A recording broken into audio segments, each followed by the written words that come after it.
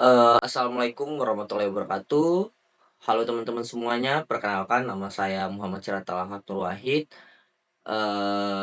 dengan NIM 205401990.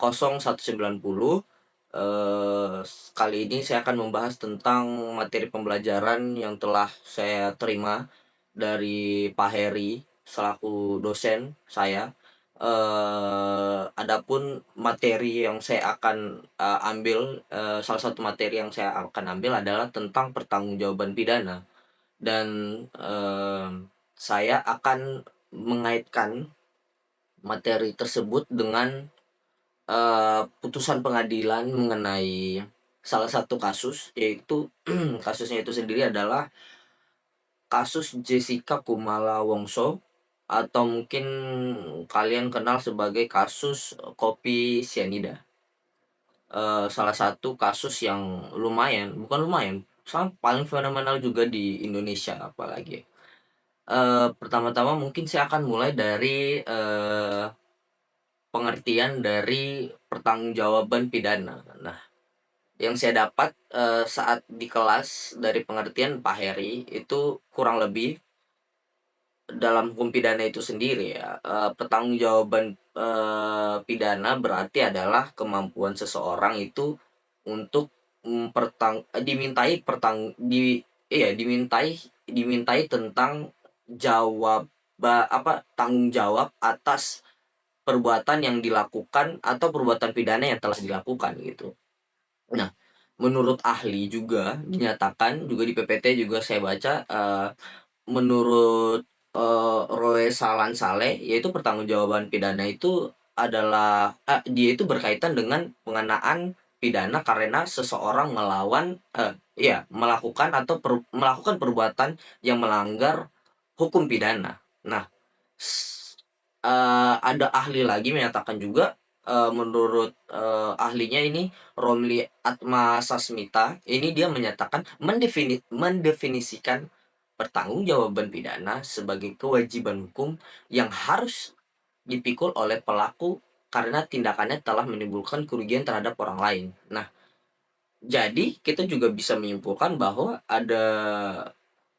seseorang dapat dikatakan bisa dipidana itu apabila pertama jika ia melakukan, hal yang melanggar hukum ya, atau, bahasa hukumnya itu actus reus, dan juga yang kedua adalah melakukan dengan kesalahan itu atau mens rea. Itu biasanya bisa disebut, biasanya kita sebut itu kesengajaan atau kealpaan. Nah, menarik nih, kita sudah masuk ke topik yang lumayan menarik, yaitu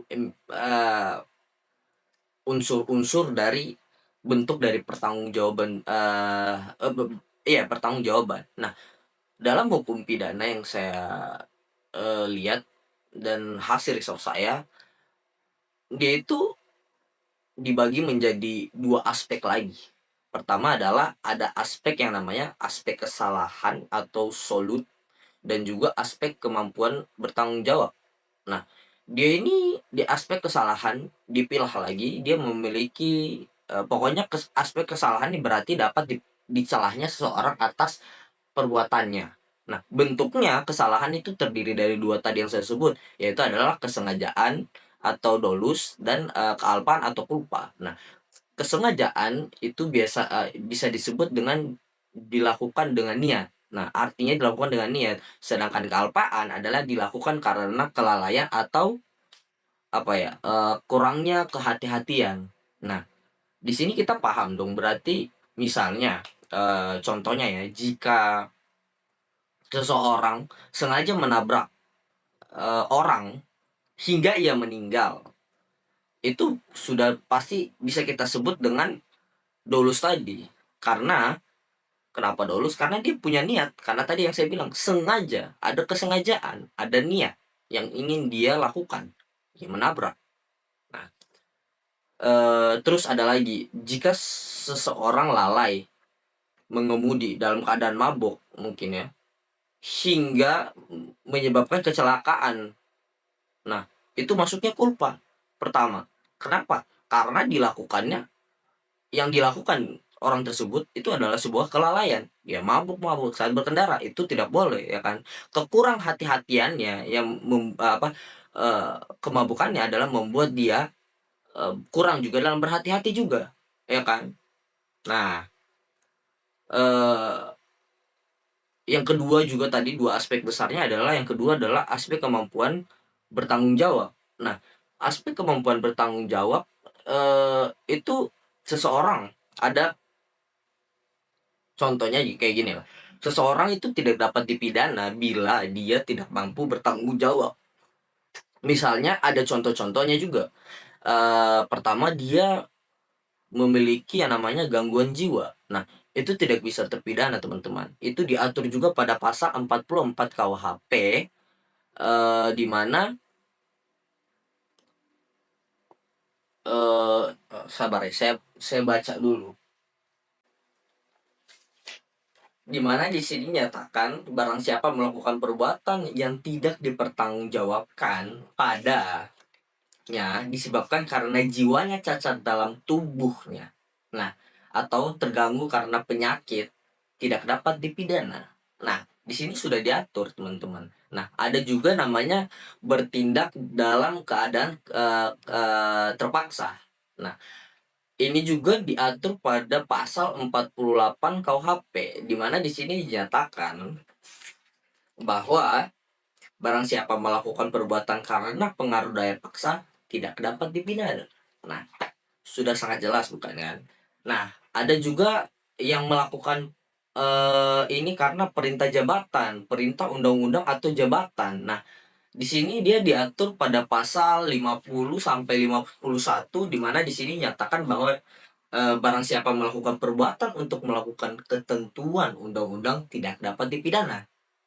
Sabar. Dan ada juga perintah jabatan, dia dibedakan. Nah, ada barang siapa melakukan perbuatan untuk melaksanakan perintah jabatan yang diberikan oleh penguasa dan berwenang tidak dapat dipidana. Nah, perintah jabatan tanpa wewenang tidak menyebabkan hapusnya pidana. Nah, dengar ya, kecuali jika yang terperintah dengan iktikat baik mengira bahwa perintah yang diberikan dengan wewenang dalam pelaksanaan termaksud dalam lingkungan pekerjaannya.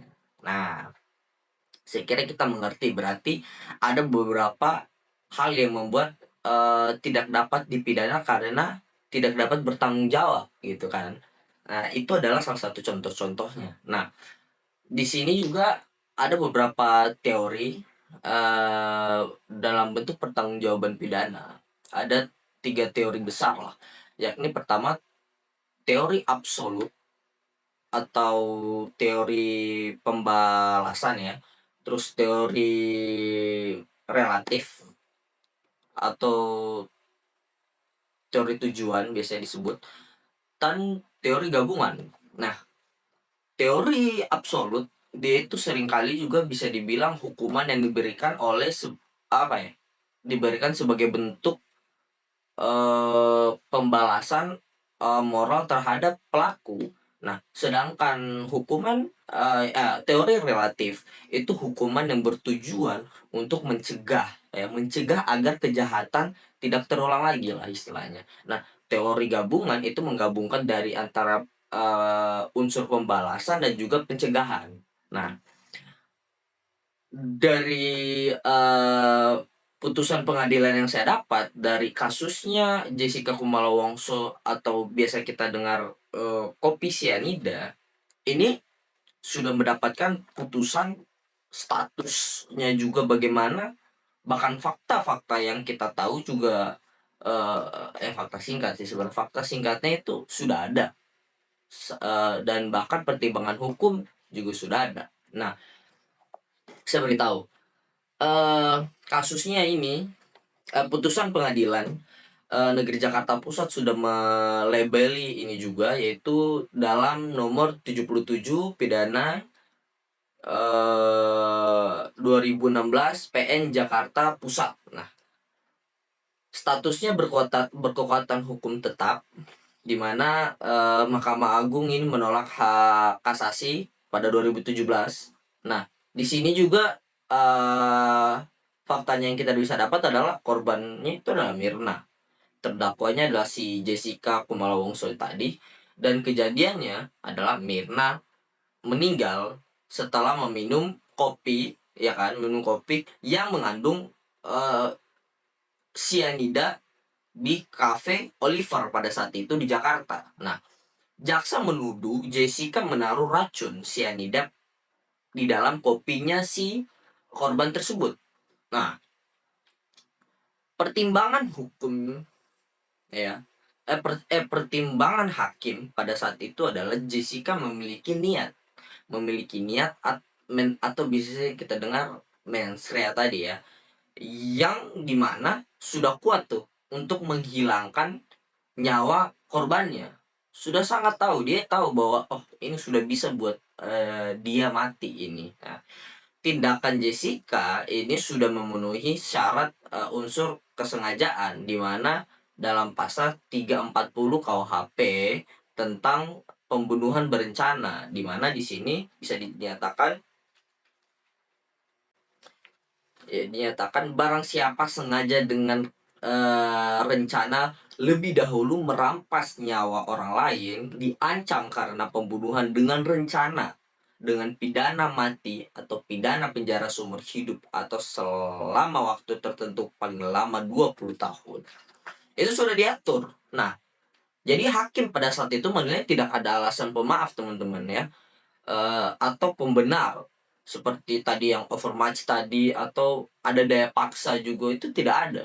Nah, jadi oleh karena itu Jessica pada saat itu dijatuhi pidana penjara selama 20 tahun. Nah, menurut analisis hukum, di sini juga kasus ini menunjukkan penerapan prinsip-prinsip pertanggungjawaban pidana penuh, di mana karena terdakwa pertama yang tadi saya nyatakan bahwa dia sehat-sehat secara mental seperti yang diatur pada pasal 44 KUHP, itu berarti sudah tidak berlaku karena dia sehat secara mental.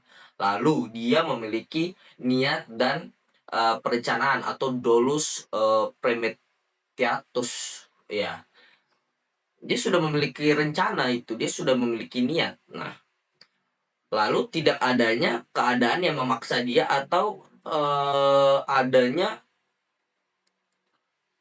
eh, pelaksanaan perintah gitu, tidak ada gitu. Nah, maka sudah jelas bisa dijatakan bahwa semua unsur actus reus dan mens rea-nya itu sudah terpenuhi, di mana sehingga pertanggungjawaban pidana dapat dibebankan terhadap terhadap si terdakwa sepenuhnya ya.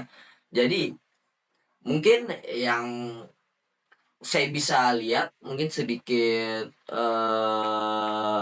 kesimpulan mungkin ya yang saya bisa dapatkan itu adalah bahwa pertanggungjawaban pidana adalah aspek yang sangat penting untuk kita itu tahu untuk menentukan siapa sih yang patut dipidana atau tidak, ya, tanpa kesalahan.